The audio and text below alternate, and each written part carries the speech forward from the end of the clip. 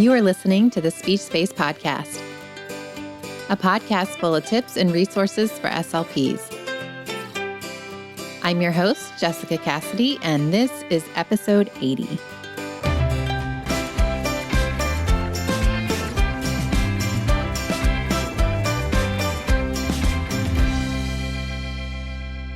Hey there, everybody. Welcome back. I hope that you all had a wonderful summer. And I know that it is coming to an end for most of you. And for some of you, you've probably already gone back. At the time I'm recording this, you probably all will have gone back. Right now it's August, but this is going to air in the very beginning of September. So today we're going to dive into some different strategies to help you survive your first week back, along with some tips for staying organized and for creating your schedule for the school year. So before we get started, I did want to mention that this podcast is brought to you by the Digital SLP membership site, which is a site that features time-saving, interactive digital resources that are all teletherapy platform friendly. To learn more about that, you can head on over to thedigitalslp.com/digitalslp. Since the new school year is among us, I figured that now would be a great time to talk about some ways to feel more prepared. I know that everyone has their own way of prepping for the new school year, but I thought laying out some tips and some strategies might help you to better organize all of your to-dos while also maybe giving you some new ideas as well. So where do we start? Let's start off by talking about self-care. So this might sound a little counterintuitive. Sometimes we think of self-care as something we do when there's a break or maybe before a break. Like at the end of the school year, I know sometimes we talk about self-care as we're easing into summer. But I also want you to keep that on the forefront as you go into this new school year. And you want to make sure that you're taking care of yourself, that you are getting enough sleep, drinking enough water, getting some movement into your day. These are things that are going to put you in the right mindset and keep you grounded and stay focused on getting organized and getting everything together for the upcoming school year. So sprinkle in some of your favorite hobbies or things that you like here and there. It doesn't have to be something that you set aside hours a day for. It can be something that you do for 10 to 20 minutes a day, just to kind of feed your soul a bit. So you want to remember that it's okay to put yourself first, and you are going to be a better SLP if you put yourself first. Okay, so now that we've talked about self-care, let's get into logistics a little bit. So first of all, you need to determine the students who are going to be on your caseload. I know every school is a little bit different, and so the process is going to look different depending on where you are. But that's something that you'll have access to before the school year begins, so you'll have some time to get that sorted out. Once you do receive your caseload, you're going to want to find each of your students' IEPs in order to pull out helpful information like their date of birth, classroom and grade, their teachers' names, eligibility category, service time, all that good stuff. This is really important when figuring out your schedule to ensure that your students are scheduled for the appropriate amount of time, as well as being grouped together with other students who are possibly working towards similar goals. I know that that's not always realistic, and sometimes we end up with some fun mixed groups, but it can be good to have that information to help you out with the planning phase. Next up is taking all of the lovely information that we've acquired and putting it into a spreadsheet. So this is really important. Creating an overall spreadsheet, it might take some more time up front, but it's really going to help you in the long run. So a spreadsheet is not only going to help keep you organized, but it's going to help you remember IEP and eval dates, as well as it's going to come in handy when creating a daily schedule too. So things that you might want to put on your spreadsheet, some ideas that I have: IEP date, eval date, IEP service time. You can write that as minutes per week, so it's easier to keep track of.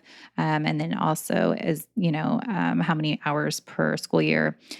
The student's grade, teacher, date of birth, goal areas, and anything else that you might find to be relevant or helpful for keeping you on track and organized.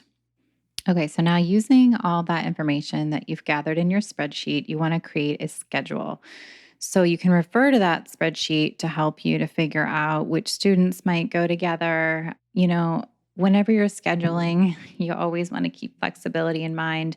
As most of you know who have done this before, it is not an easy process to get all of your students scheduled, and it's going to take more than one go. So, one thing that I suggest is to print out a blank schedule. And rather than writing all your students' names on and inevitably whiting them out or erasing them several times to make sure that it all lines up, is to use little mini sticky notes. And then that way you can rearrange the sticky notes quite easily. If you hear back from a teacher and they say, oh, well, this time slot isn't going to work, then you can easily just pick up that sticky note and put it onto a different location on that schedule.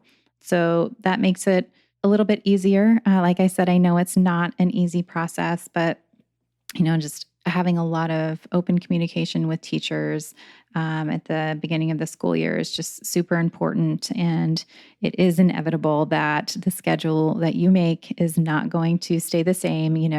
Once you get 1 week, 2 weeks, 3 weeks in, you might find that you have to make some changes. So you just want to keep an open mind and be flexible and use those sticky notes, because it's really quite easy to adjust things whenever you're using that system. So, you also want to make sure when you're creating your schedule that you're leaving times for screenings and evaluations for new students who come to you throughout the year as well. And then once you do get a final schedule together, you want to share that with your students' teachers as well, so you keep them in the loop. Another thing that can be nice to do is to create a speech session reminder. And with this, it provides your students with some independence because they are accountable for knowing when their speech session is. Now, that's not to say that they don't need reminders, but it can be nice for them to have a reminder card. You can simply just create this. You can just write it, or you can create some sort of a template where you can print them out. So then you're just filling in the student's name and the times for their session, and then laminate it. So then hopefully it will last the duration of the year. And that can help your students remember, and not just your students, but it can also help the teachers remember as well. Another thing that you want to be thinking about is how to organize your documentation forms. So, I know everybody has different systems for keeping track of data, especially with some therapists seeing students in person versus virtually. But you do want to take the time before the new school year to organize how you will keep track of your documentation. You want to think about whether you want to use one master binder or some similar system like that for all of your students, or maybe you want to print out data sheets for each of your students and have folders for each of them, or maybe even you'll just be doing everything digitally this year. I know Google Sheets can be great, and there's lots of other ways that you can take great data online as well. So you just want to think about that ahead of time and then organize how you plan to keep data and get it all ready for all of your students, so you can be fully prepared whenever you start seeing students in your therapy sessions. Okay, so the last tip that I have to share with you today is to create a letter to share with parents and maybe even teachers if you're new to the school, to introduce yourself. And you can take that as an opportunity to explain what goes on in your room and any other essential information or just fun facts about you to help them get to know you better and to feel a little bit more connected. Another thing you may even want to do is to create handouts for parents and teachers explaining why speech therapy is important, along with explanations of various speech and language disorders. So, for example, you might have a handout for phonological disorders and another one for articulation and another one for stuttering. And that can be nice, just as a way to kind of summarize what it is that you're working on and maybe some steps for how you're going to address the issue that you're treating. I know it can be such a crazy time of year, but I really do think that if you stay on top of things, it can help you with feeling more prepared. And like I said at the very beginning, start with the basics for just taking care of yourself. Whenever you are feeling better as a person, as an individual, then it's easier for you to show up to work and be the best SLP that you can for your students. So I would love to hear if you have any tips that I did not address on this list. The easiest way to get in touch with me is to DM me on Instagram at the Digital SLP. You can also always reach out to me through email anytime. It's Jessica at thedigitalslp.com. And I wish you all a great start to the new school year. Like I mentioned at the beginning of the show, this podcast is brought to you by the Digital SLP membership site. So if you are looking for a collection of teletherapy platform friendly or just some fun and engaging, no prep digital resources, then head on over to thedigitalslp.com/digital SLP. To access the show notes for today's episode, you can do that by heading on over to thedigitalslp.com/podcast.